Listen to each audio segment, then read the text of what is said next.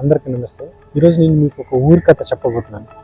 ఆ ఊరు మీ ఊరు కూడా కావచ్చు. అనగనగా ఒక ఊరిలో కొంతకాలానికి వర్షాలు లేక పంటలు పండక నేలంతా బీడుబారిపోయి ఉంటుంది. కొందరు వ్యాపారవేత్తలు మేము మీ ఊరిలో ఫ్యాక్టరీ పెట్టి వ్యాపారం చేసి మీ ఊరి పిల్లలకు ఉద్యోగాలు ఇస్తామని చెప్తారు. సరే, ఖాళీగా ఉండే బదులు పిల్లలకన్నా ఉద్యోగాలు దొరుకుతాయని కొంతమంది ఊరి వాళ్ళు వాళ్ళ స్థలాలను అమ్మేసి ఫ్యాక్టరీలకు ఇస్తారు. అక్కడ ఫ్యాక్టరీలు పెట్టుకుని బాగా మంచి మంచి పొజిషన్లో మంచి మంచి ఉద్యోగాలేమో సిటీ వాళ్ళకి తోచిన వాళ్ళకి ఇచ్చుకొని, ఊరు వాళ్ళకి మాత్రం చిన్న చిన్న ఉద్యోగాలు, ప్యూన్ ఉద్యోగాలు, అటెండర్ ఉద్యోగాలు, అంటే తక్కువ శాలరీ ఉద్యోగాలన్నీ ఊరు వాళ్ళకి ఇస్తారు.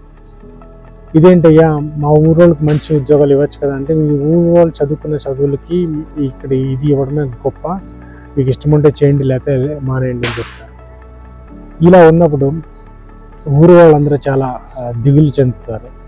ఇంత కష్టపడి మన పిల్లల్ని చదువుపించుకుని మన భూమిని వాళ్ళకి ఇచ్చి వాళ్ళ దగ్గర మనం పనులుగా పనిచేస్తున్నాము, వాళ్ళు ఇచ్చే జీతం ఏమాత్రం సరిపోవట్లేదని నిరుత్సాహపడుతున్నప్పుడు ఊరు వాళ్ళందరూ కలిసి ఒక మీటింగ్ పెట్టుకుంటారు. ఆ మీటింగ్లో మన పిల్లలకి అక్కడ ఉద్యోగం చేస్తున్న ఉన్నత ఉద్యోగులకి ఏంటి తేడా, అసలు మన వాళ్ళు ఏం తక్కువ అని నిర్ణయించుకొని అందరూ కలిసి ఊర్లో ఒక 10 మంది పిల్లల్ని మంచి మంచి చదువులు, అంటే ఈ వ్యవసాయం గురించి అండ్ రోడ్స్, ట్రాన్స్పోర్టు, వాటర్ గురించి, మెడికల్ గురించి, అంటే ఊరికి ఏదైతే ముఖ్యమో ఊర్లో వాళ్ళందరూ కలిసి ఒక 10 మంది పిల్లల్ని, తెలివైన పిల్లల్ని మంచి మంచి చదువులు చదివించాలని నిర్ణయించుకుంటారు.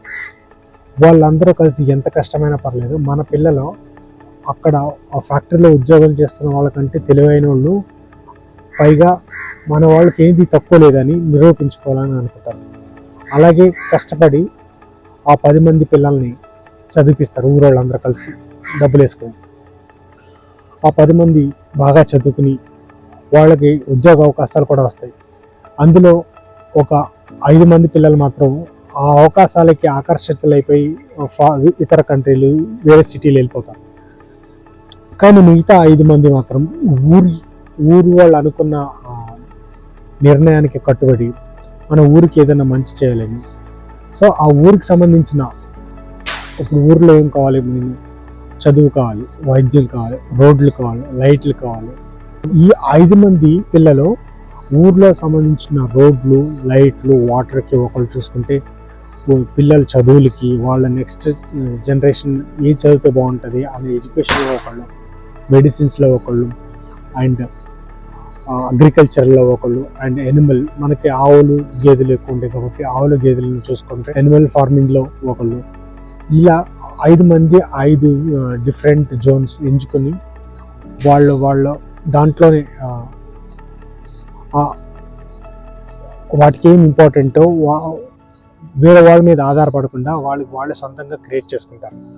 సో ఊరు మెల్లిమెల్లిగా అభివృద్ధి చెందడం మొదలు పెడుతుంది. ఆ ఊర్లో పిల్లలందరూ బాగా చదువుకుంటారు, ఊర్లో రోడ్లు బాగా వేయించుకుంటారు, వాటర్ ఫెసిలిటీస్ తెచ్చుకుంటారు, కరెంటు ఎక్కడ ప్రాబ్లం లేకుండా చూసుకుంటారు. అలాగే ఎక్కడ అగ్రికల్చర్ పరంగా ఏది తేడా వచ్చినా మోటార్లు వేయించుకోవడం కానీ, సోలార్ లైట్లు వేయించుకోవడం కానీ, ఆవులు గేదెలకి ఆరోగ్యం బాగా చూసుకోవడం కానీ, వాటికి కావాల్సిన ఆరోగ్యమైన ఫుడ్ ఇవ్వడం కానీ, ఇవన్నీ చూసుకొని వాటిలోనే వాళ్ళు అండ్ వెజిటేబుల్స్, ఫ్రూట్స్ అక్కడే పండించి వాటిని ఎక్స్పోర్ట్ చేయడంలో కానీ వీళ్ళందరూ చాలా ఇండిపెండెంట్గా తయారైపోతారు. అంటే ఎవరి మీద ఆధారపడకుండా కష్టపడి పండించుకొని వారి రంగాల్లో వాళ్ళు అభివృద్ధి చెందడం మొదలవుతారు.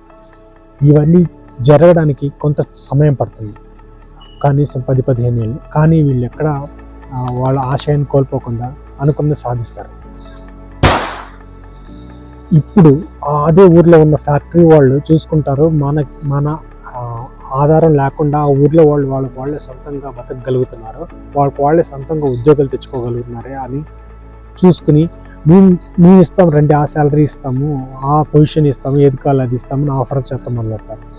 అప్పుడు నవ్వుకుని ఊర్లో వాళ్ళందరూ, ఒకప్పుడు మా ఊరోళ్ళు అడిగినప్పుడు మీరు ఏది ఇవ్వలేదే, ఇప్పుడు మీ అవసరం మాకు లేదు, మేము క్రియేట్ చేసుకున్నాం, మేము బతకగలం, మా బతికేదో సో మీదేదో మీరు చూసుకొని మా దారి మేము చూసుకుంటామని వాళ్ళందరూ అభివృద్ధి చెందుతారు. అండ్ ఆ ఊరు ఆ జిల్లాకి ఆ తాలూకాకి ఒక ఆదర్శమైన ఊరుగా నిలుస్తుంది. సో ఫ్రెండ్స్, ఆ తర్వాత ఆ ఊరికి ఎప్పుడు ఏ కస్టమర్ రానివ్వలేదు కూడా. అలాగే మీరు కూడా, మీరు బాగుంటే మీ ఇల్లు బాగుంటుంది, మీ ఇల్లు బాగుంటే మీ ఊరు బాగుంటుంది, మీ ఊరు బాగుంటే మన దేశం కూడా బాగుంటుంది. ఎవరి మీద ఆధారపడకండి.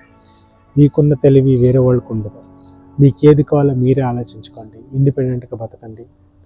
మన చుట్టూ వాళ్ళు బాగుంటే మనం బాగుంటామని ఆలోచించండి. జై హింద్.